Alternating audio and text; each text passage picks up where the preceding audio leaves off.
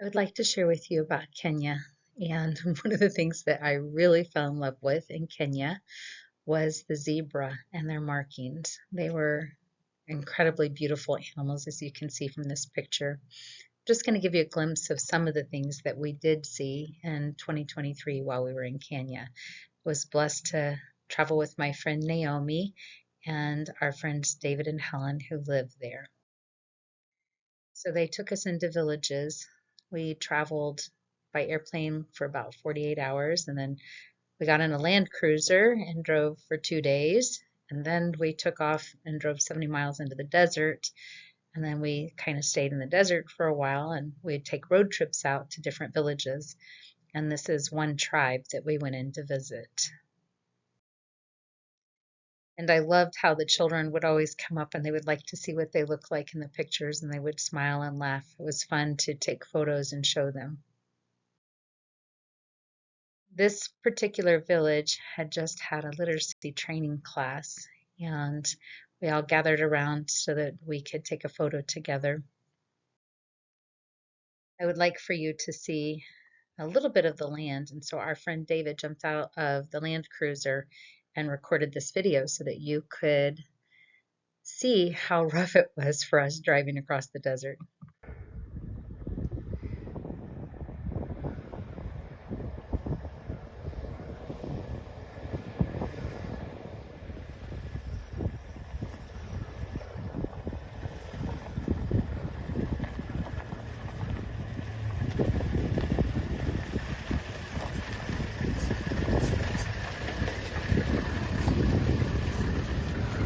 We literally jiggled like that for days as we were driving around. It was actually a lot of fun.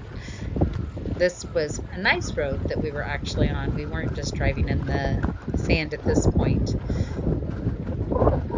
And they did all this without a GPS, no maps, just knowing where to go and using landmarks as the directions that we would take.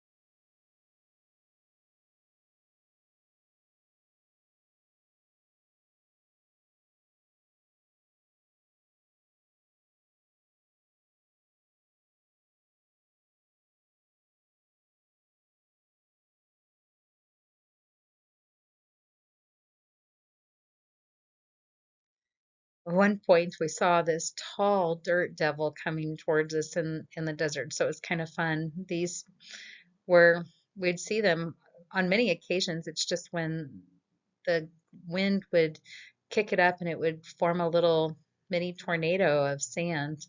We were fortunate enough we didn't get hit by one. They were tiny, but it was fun to see if I could catch them in a photo, and I caught a pretty good one.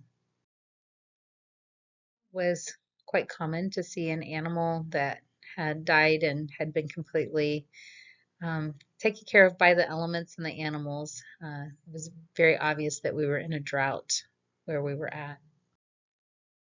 The need for water was great, and so we carried water in the Land Cruiser, and as we drove about, if we saw somebody walking, we would stop and give water. This was a little boy in the middle of nowhere. No one was around but him, and that jug you see down in the corner beside him is the water jug that he was pulling and had been to the water hole like this one in order to get water to take back to his village.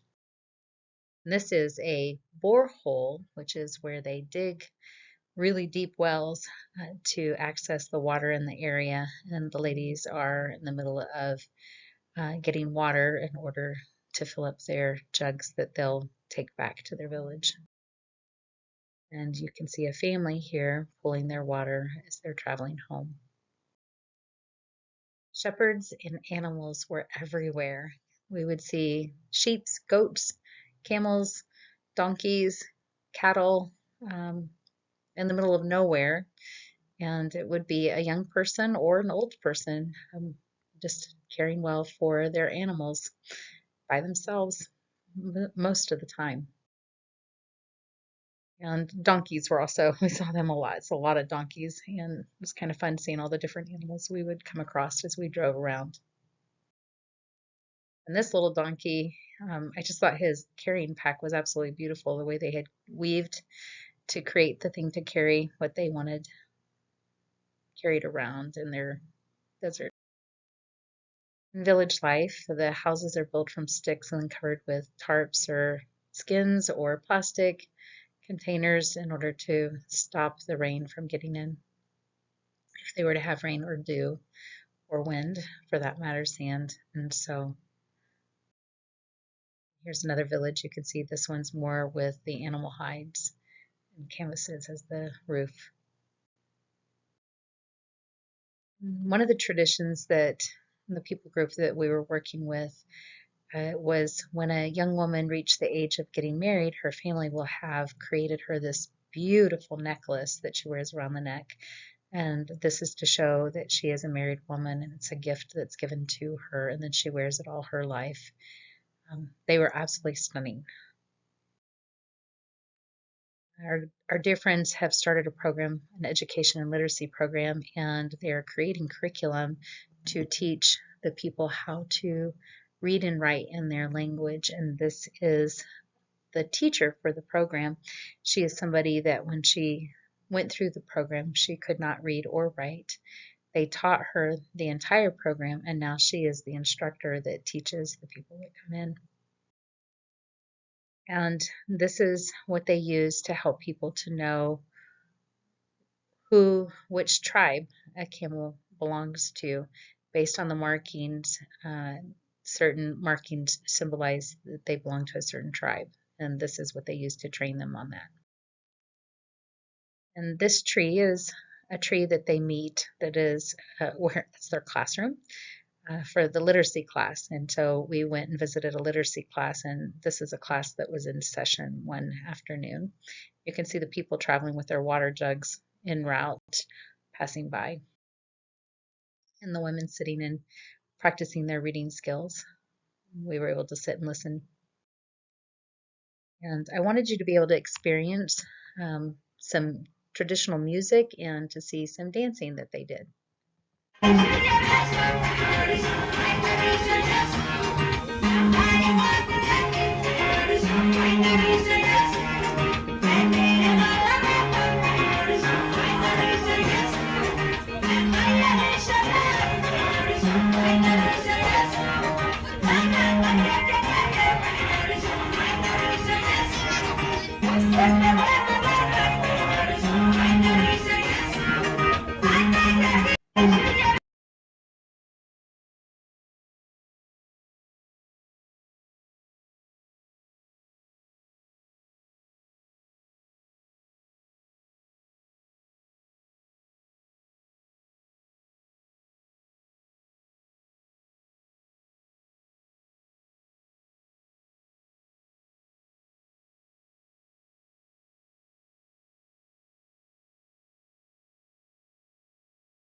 And here's another one from a different angle.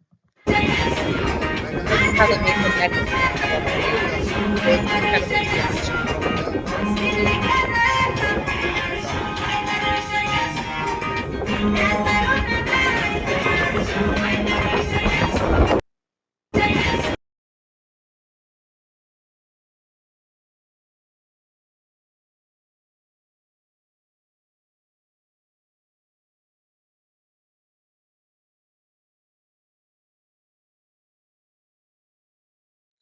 And here are some ladies trying to teach me how to speak.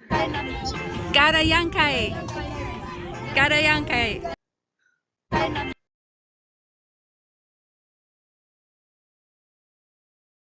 We were blessed in that we had an opportunity to go through a conservancy, a safari, and we were able to see all kinds of wildlife in Kenya that they have at the safari or the conservancy. It was beautiful. We were only there one full day. We came one night, stayed full day, and then we were leaving early the next morning. And we weren't able to see Simba until the last morning. We got up at 6 in the morning before sunrise, and sure enough, Simba was out. The hyena was the clue, and we heard them laughing early in the morning, so they knew that the lions had gotten a kill. Yes, the lion is wearing a collar because the lions in the conservancy are tracked. And this rhino up in the corner, the name of this rhino is Baraka. Baraka means blessing, and we each had an opportunity to feed Baraka and pet Baraka, very sweet blind rhino. And in final conclusion, I'm going to share a story about a monkey and a crocodile. And this is one of the stories that I learned that is a Swahili story that is told. So there was a monkey who lived by a river, and this monkey absolutely loved his tree. He loved his tree very much because he could go up and he could pick his bananas and he enjoyed the fruit of his tree. And one of his favorite things to do was to throw the fruit out into the river. Well, it would cause ripples, and one day that brought the attention of a crocodile. The crocodile would come by, and the monkey decided he was going to throw his bananas at the crocodile. So he would throw the bananas down and hit the crocodile. Well, the crocodile realized he liked to eat the bananas, and so the crocodile kept coming to get more bananas. And he told the monkey he appreciated it because he got tired of eating what he ate in the river. And over time, the monkey and crocodile talked every day, and the monkey would throw the fruit down to the crocodile. Well, one day the crocodile told the monkey, "You know, I'm sad because I know where you live, but you don't know where I live. I want you to come visit me." And the monkey said, "No, I'm a land animal. I don't get in the water. I like it right here just fine in my tree." But day after day, the crocodile begged the monkey to please come down and let him take him to his village. One day the monkey finally agreed to go. And so the monkey crawled down and the crocodile came up on land and he crawled up on the crocodile's back and he kind of got nervous because he was afraid of the water and he told him, "I don't like to get my fur wet." And the crocodile said, "We won't make you get wet. I'll keep you safe out of the water." And so they went out in the water, and then as the crocodile hit the water, he moved fast to get out to the middle of the river. And then the monkey really got afraid because he didn't know how to hold on.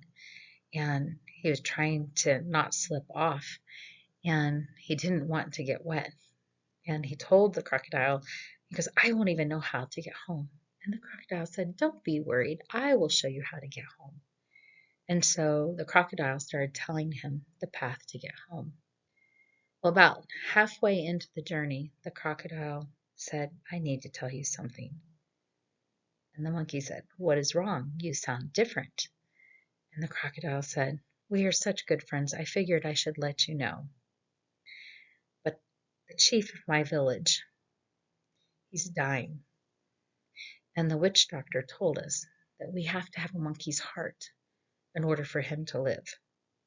So I am taking you so that we can use your heart so that my chief can live. And I figured I should tell you because you've been such a good friend to me."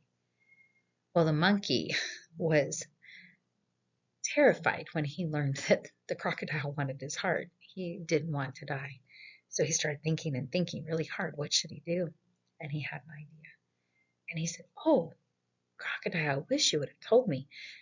If you really knew me well and knew monkeys well, you would know that they don't carry their hearts with them. They leave their hearts back in the tree, back in their bedroom, and they only take them out at night. If I had my heart, I would give it to your chief." And the crocodile said, "You would?" He said, "Of course, we're friends. But I left my heart back in my tree." And so the crocodile said, "You would really give your heart to my chief?" And he said, "Of course I would. Just take me back to my tree so I can get it." So the crocodile turned around and went back towards the monkey's tree. Well, the crocodile, when he got to the edge of the land, he crawled up, and immediately Monkey jumped off and he scurried up deep into his tree. And Crocodile sat waiting for the monkey to bring his heart down. He kept waiting and waiting. He's like, wow, he must have really hidden it. I wonder if he forgot where he hid his heart. And the monkey didn't come down. And eventually, Crocodile started to get angry. And so he called out and he said, "Monkey, where are you? Aren't you going to bring me your heart to take to my chief?" And the monkey said, "Oh, don't think me a fool. I'm not giving you my heart. Go away, Crocodile. I'm not giving my heart to you to take back to your chief." And that's the end of the story. The question we should ask is, what is the lesson that we can learn from the monkey and the crocodile? And then you would just talk about it and see what you could learn. I'm curious to see what comes to mind for you. Thank you for letting me share a little bit about my Kenya trip.